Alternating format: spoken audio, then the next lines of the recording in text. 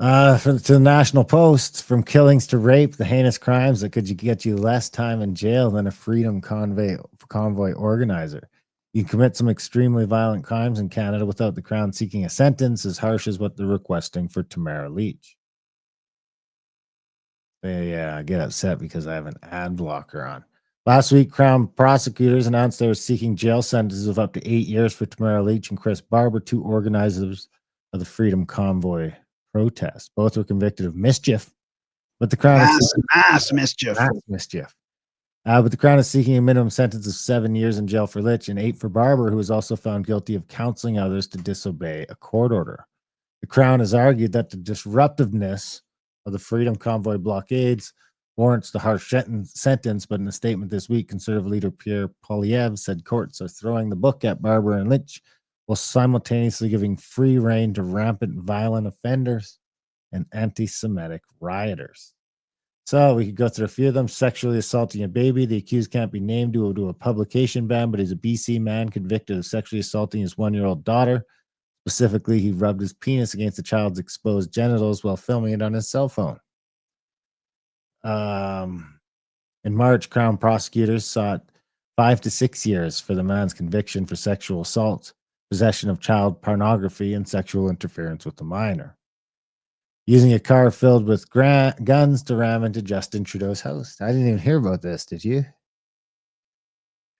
Defense lawyers for Barber and Leach have argued that the pair were active in keeping Freedom Convoy peaceful and blah, blah, blah.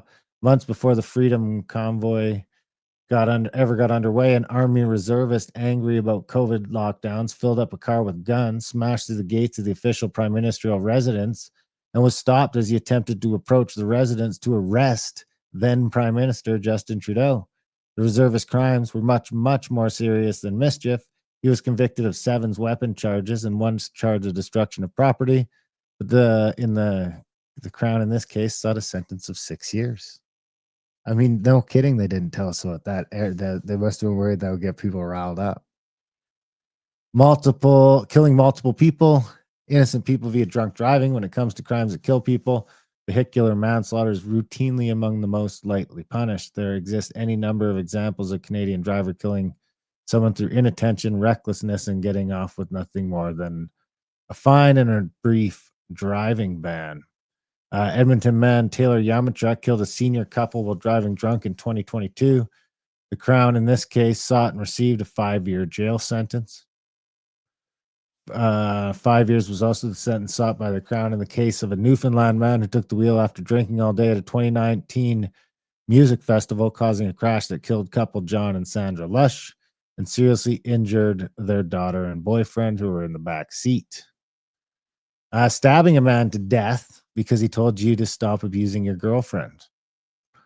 In 2018, 26-year-old Abil Nagusi Abera received fatal stab wounds in downtown Vancouver after he attempted to intervene between a man yelling at his common-law spouse. At a hearing last month, Crown prosecutors sought a 5-year term. Being a police officer who stalks and sexually harasses crime victims, the Crown sought 2 to 3 years. Amassing enough child pornography to fill a video store, the Crown sought a 3 to 3.5 year sentence, and he was sentenced to 2. Torturing a toddler to death, the Crown would end up seeking the exact same sentence for the parents that is being sought for Barber, 8 years in jail.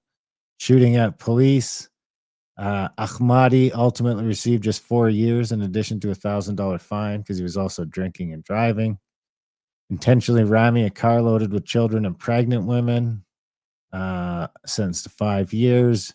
Beating a fellow homeless shelter resident to death, Jaga was convicted of manslaughter and sentenced to 5 years.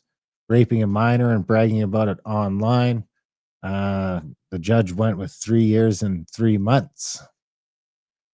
So that's just sort of an expansion on what we were going through last week with some of that stuff.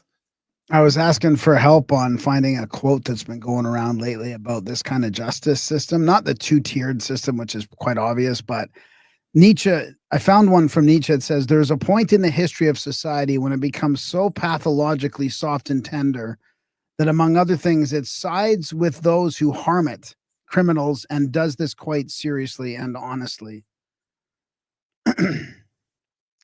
Oh, wow. Timmy Bush gifted 10 A-list propaganda memberships. I Oh, don't know how thanks. that works. Does that mean we could just give them to people somehow? I don't know how to do that. Oops. Thanks, Timmy Bush. Thanks, Timmy Bush. We'll figure out how to do that, and we'll give all the people. There's only like 10 people that are active here, so they can all be members now. Yeah, I was looking for that quote. I can't find it. So